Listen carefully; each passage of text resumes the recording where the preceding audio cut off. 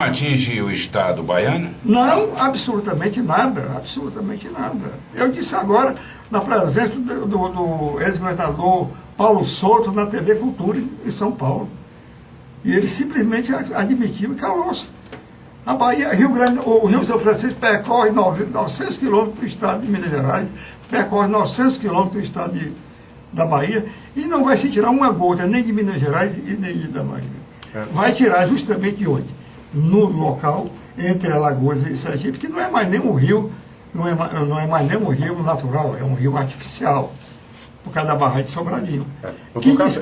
Desculpe lhe interromper, você sabe que é sabido que a região ali do Vale do São Francisco é conhecida pela...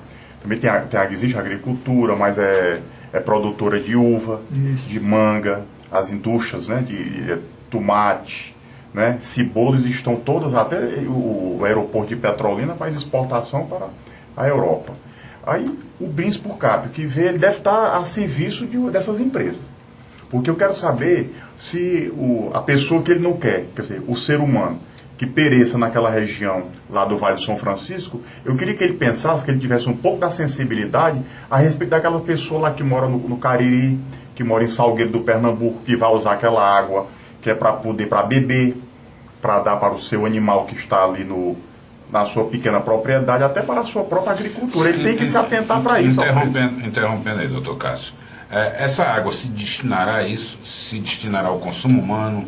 Se destinará às pequenas lavouras? Se destinaria para os animais? Enfim, para a vida, o dia a dia do nordestino? Atentemos para aquela parte inicial que eu falei. Essa água, 26 metros por segundo, é uma insignificância comparativamente o que vai ser tirado. O que nós vamos utilizar é a água nossa, as águas dos açudes. Nós vamos poder utilizar com muito mais intensidade, com um volume bem maior essas águas, porque não tem mais aquele medo do açude secar. Porque se nós só para ter uma margem de segurança? Uma margem de segurança. Então muita gente não entende essa coisa aí. O Freire tem razão, eu acho que o bispo não entende nada de hidrologia, não entende nada de climatologia, entendeu? O assunto passou a ser um assunto religioso. E não é um assunto religioso. O problema da transposição é um problema puramente técnico. Doutor Cássio, esse nosso primeiro bloco já está se encerrando. Eu queria que você falasse para o assinante que essa questão, essa história de fazer a transposição do São Francisco não é coisa nova. Eu queria que no bloco seguinte você falasse historicamente desde quando começou essa ideia, essa proposta de fazer a transposição para levar a água tão abundante do Rio São Francisco para essa parte do Nordeste tão sofrido com a seca. Tá ok? Tá ok. É um minutinho só.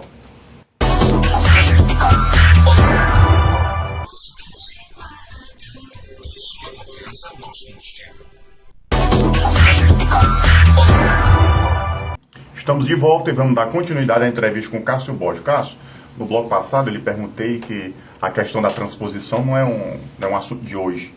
Data desde quando essa ideia de fazer a transposição das águas do São Francisco? Bom, essa ideia vem desde o Império, né?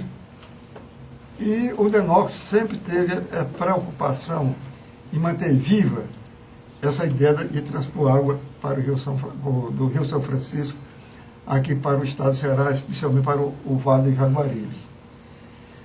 E já é uma coisa que já vem sendo discutida há muitos anos. Mais recentemente, em 1983, nós achamos que havia uma inviabilidade em transpor essa água por gravidade, através de um túnel que sairia do Rio São Francisco até atingir Farias Brito, no estado do Ceará. Mas seria um túnel de 300 quilômetros, seria muito caro. Mas surgiu uma ideia, essa coisa eu apresentei até num congresso que houve lá em Brasília, de aproveitar as águas, quer dizer, o potencial energético da Chesf, para transportar essa água através de bombeamento e não mais através de túnel. E isso ganhou corpo, mas o pessoal da Chesf foi contra, porque dizia que ia retirar a água da Chesf e diminuir o potencial energético da Chesf. Aí Paulo Afonso. Em Paulo Afonso. Toda aquela cascata e várias barragens que a Chesf tem lá no Vale de São Francisco. Então, durante muito tempo, só se era contra essa transposição e se alegava única e exclusivamente porque ia diminuir o potencial energético. Eu lhe pergunto, existe transparência no projeto? Ele foi discutido com a sociedade? Eu acho que o grande problema está nessa caixa preta entre ou a ausência de comunicação do Estado e as entidades e os cidadãos, porque as pessoas não têm domínio, não foi explicitado, não foi colocada essa discussão para a sociedade, para a gente compreender quanto é a vazão, se isso pode trazer algum malefício às populações ribeirinhas, que tipo de dano ocorre, se o projeto ele é realmente sério. Eu acho que falta esse diálogo entre o Estado e a sociedade. Talvez não fosse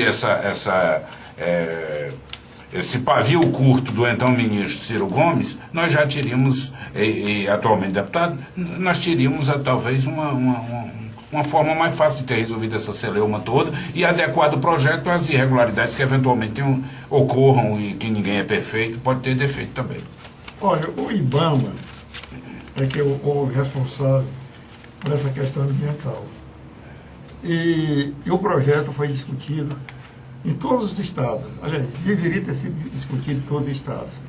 O Ceará, por exemplo, foi um estado que foi discutido, o Rio Grande do Norte também, Paraíba também. Mas quando chegou a Pernambuco, também ainda se discutiu esse projeto. Houve audiências públicas. Mas quando se passou para Alagoas, Sergipe, Bahia e Minas Gerais, aí a população, os políticos não permitiram, Alfredo.